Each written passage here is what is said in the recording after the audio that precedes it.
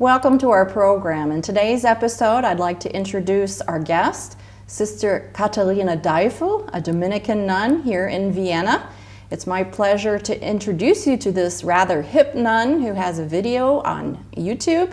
And as the Dominican charism suggests, she's very active in her preaching order, teaching the faith to people here in Vienna. Sister Katharina, it's a pleasure to have you on the program. God bless you. Glad to meet you.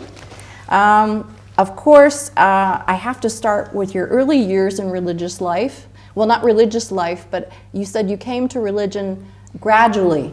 You started in little baby steps. And I read that you used to say you would box the ears of the boys in religion class if they wouldn't be quiet when the teacher was talking. Is that true?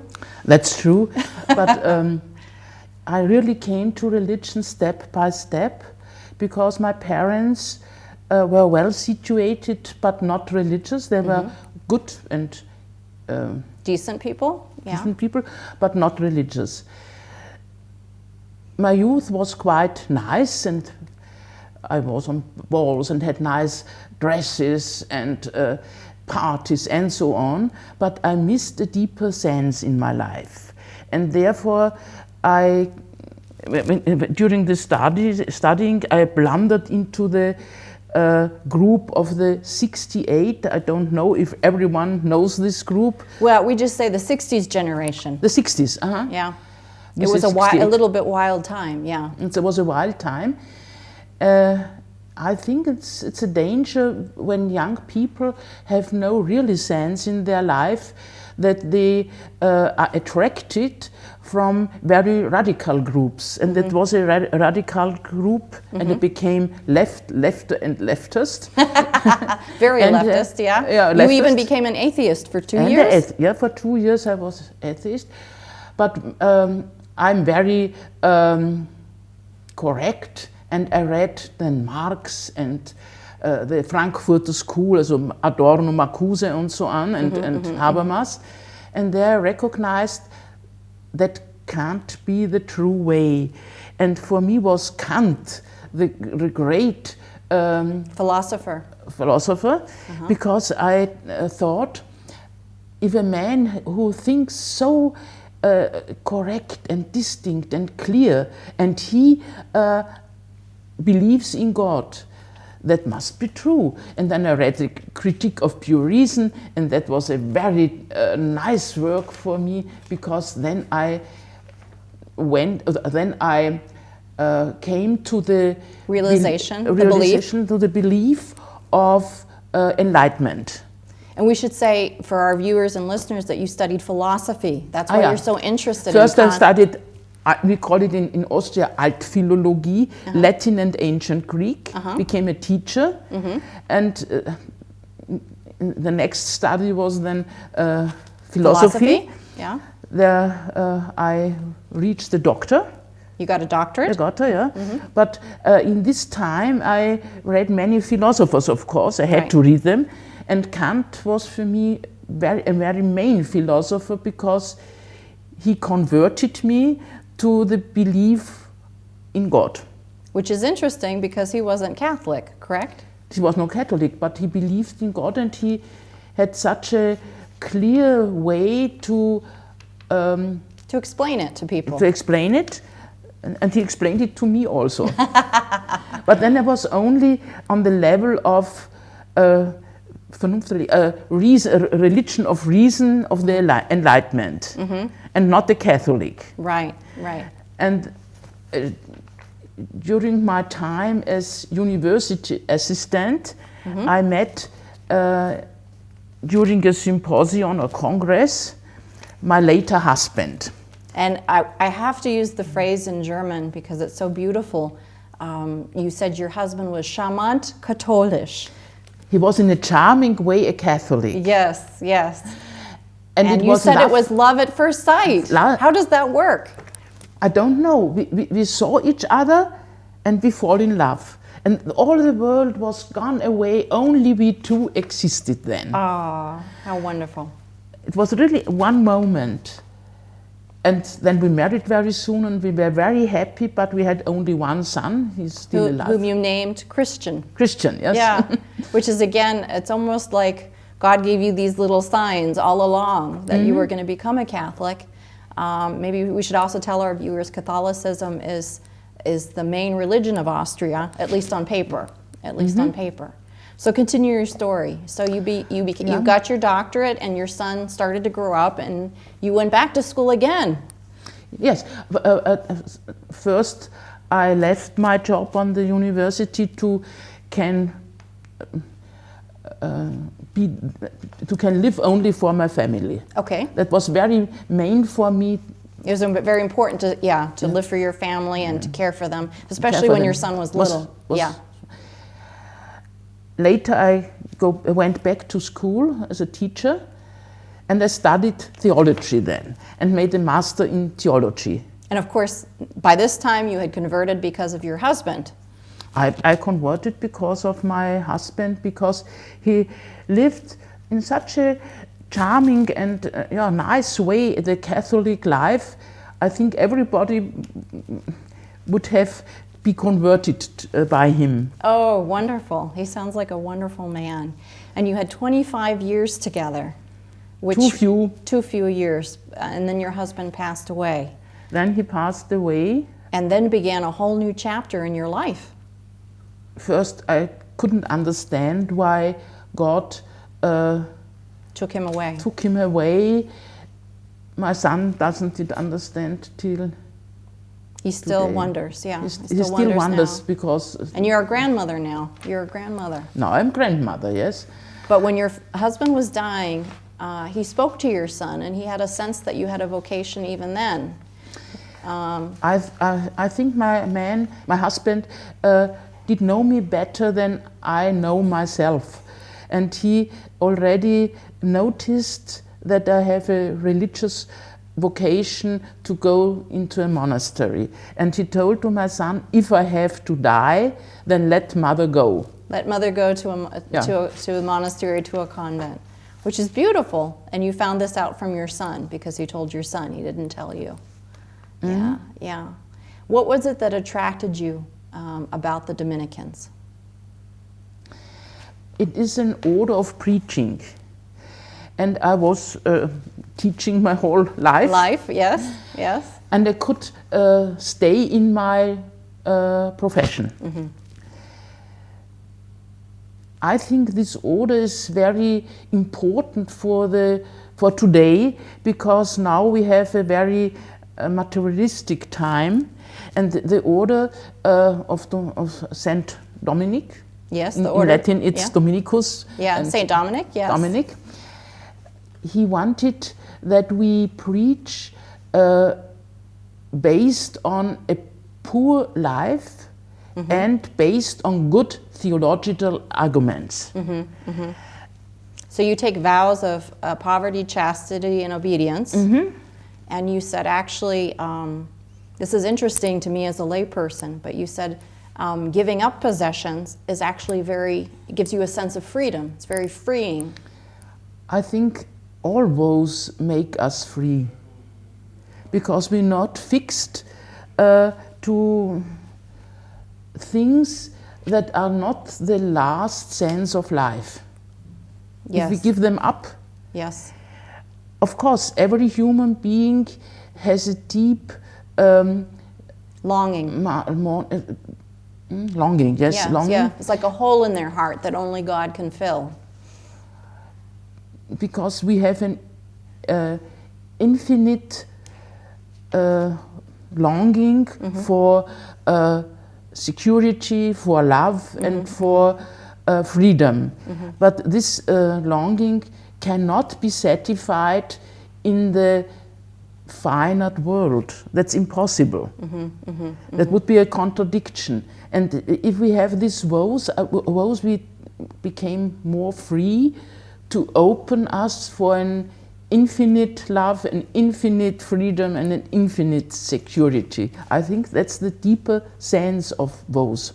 That's a beautiful way to explain the vocation, I think. I know you just came from another interview, so that's a sort of teaching as well, a kind of evangelization, talking to people about the faith. I want to take a little step back and explain a little bit about religion in Austria, because in Austria, even though many people are Catholic on paper, I believe the numbers are over 60%. 60% roughly. Cardinal Schönbrunn said that only 2% go to Mass regularly in Vienna. That's too few. It's too few. You think more go? More, yes. But unfortunately, still many people are leaving the church. In 2010, I read something like 80,000 people left the church. So the numbers, even though they're high, they're dropping. Why do you think this is? I think there are three reasons. The first one is occasionally only the abuse in church. But I think that's not a deeper reason, because abuse happens also in other institutions, mainly in family, and nobody leaves the family. Correct. Because I think that's only.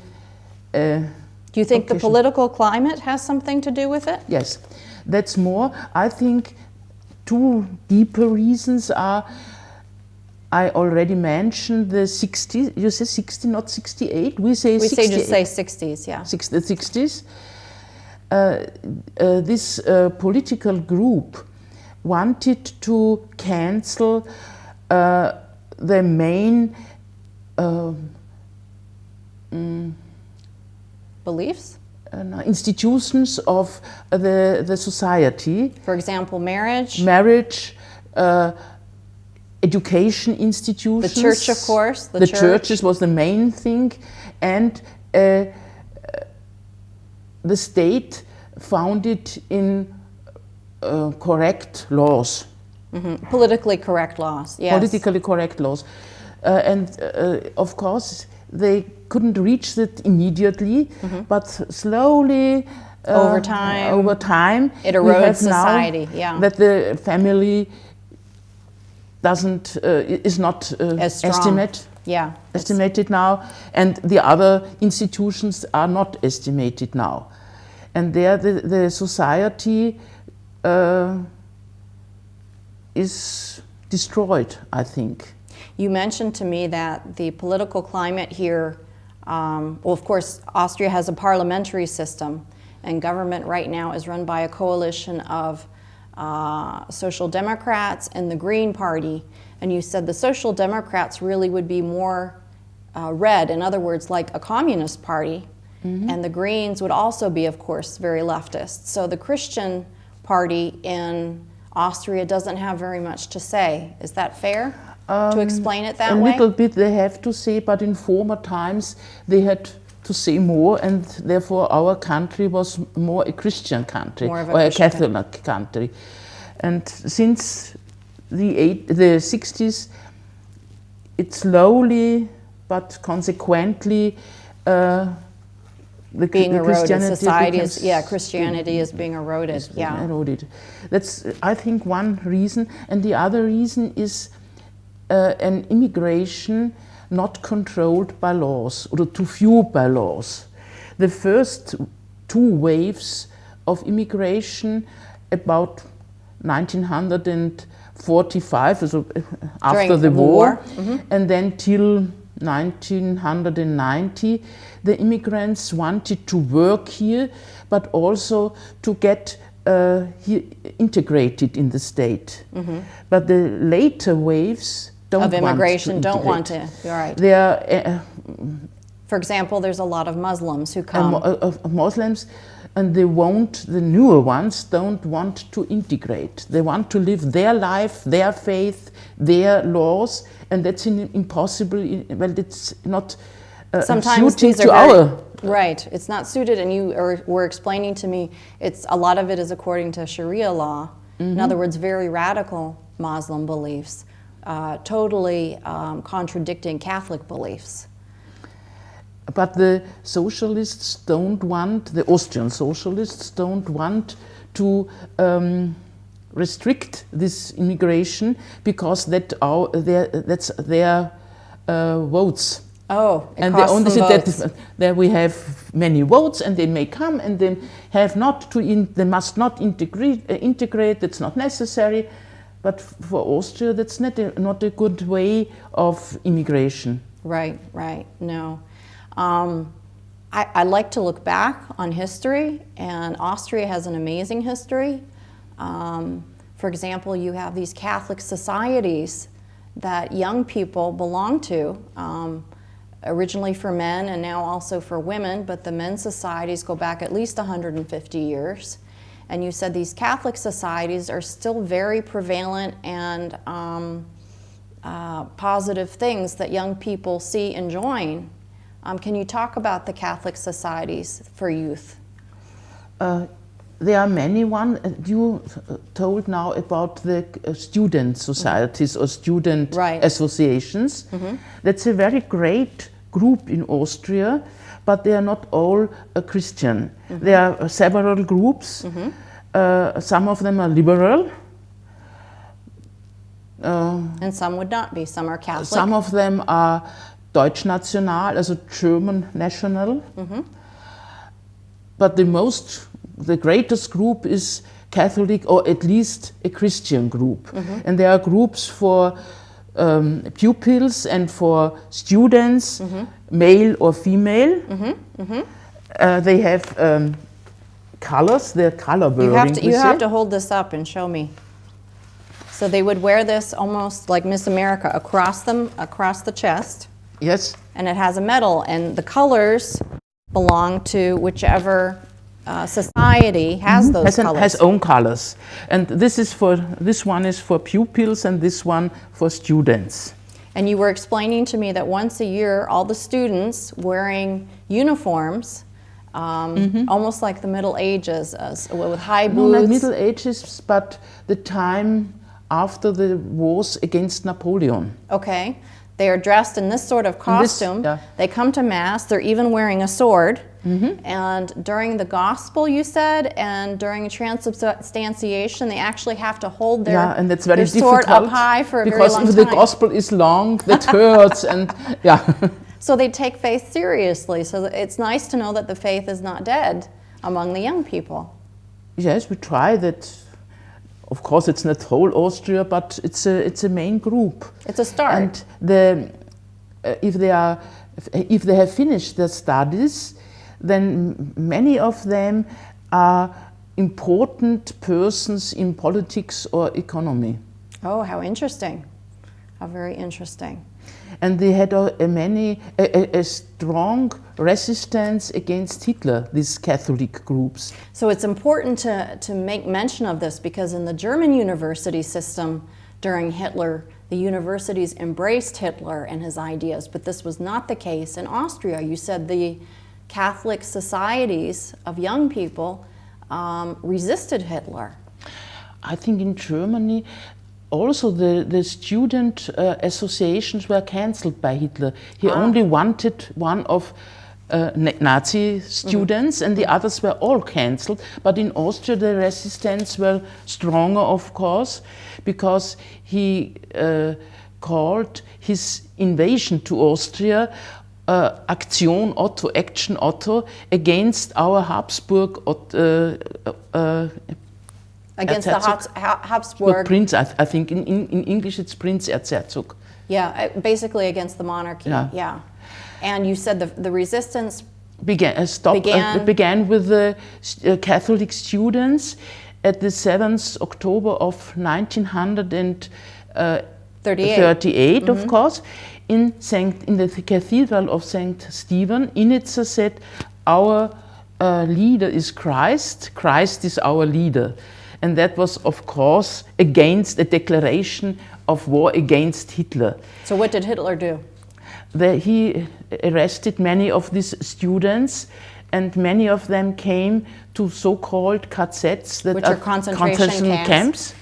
And many of them didn't survive that, of course. Wow. And it's not so well known because it's a little bit hidden by our socialists, that the second group of Nazi martyrs were the Catholics, and not so socialists or communists. In other words, after the Jews, more the Catholics died than any other group. Yeah.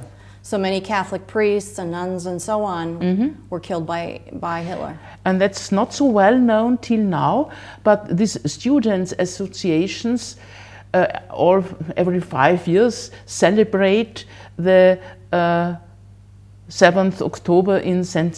Stephen. Oh, that's wonderful. It's a very nice feast. Yeah. Yeah, it's a very nice feast then. And St. Stephen's is, of course, the main cathedral in Vienna, which is very, very beautiful. And it's full till to the last place. And this, oh, my goodness. Yeah. That's wonderful. I have to ask you, sister, tell me about the button you're wearing. That button is I don't know Arabic, but that's an Arabic. Arabic N. For the letter N? Letter N for Nazarener. For the Nazarene, meaning Jesus Nazarene, Christ. And like Jesus Christ. And in those countries where so many Christians are killed now, some of the IS warriors painted this letter to the houses of the Christians, and then the Christians were killed. And countries like Syria and Iraq. Yeah, Syria and Iraq mainly. Yeah.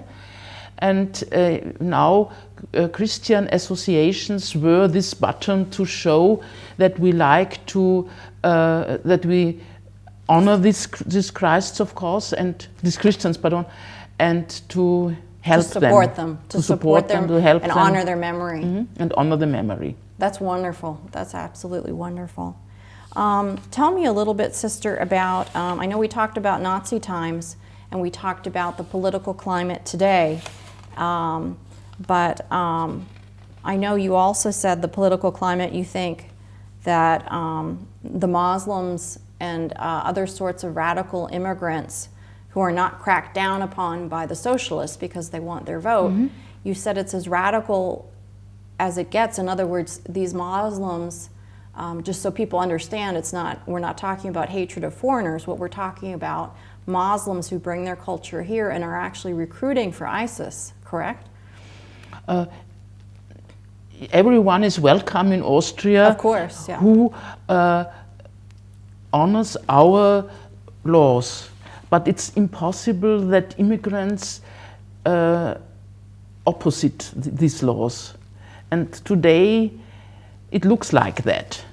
And there was created a new law concerning the Islam.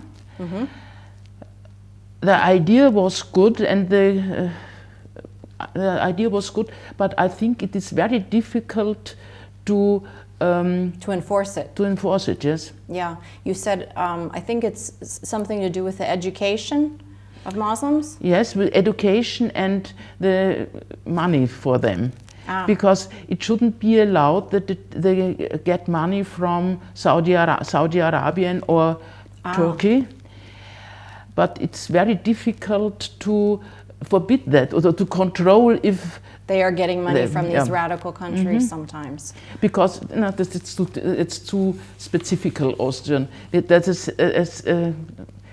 a strange construction. We have an umbrella organization, but this umbrella organization doesn't represent the real working mosques. Okay. And the real working mosques are free from this new law, and that doesn't suit together.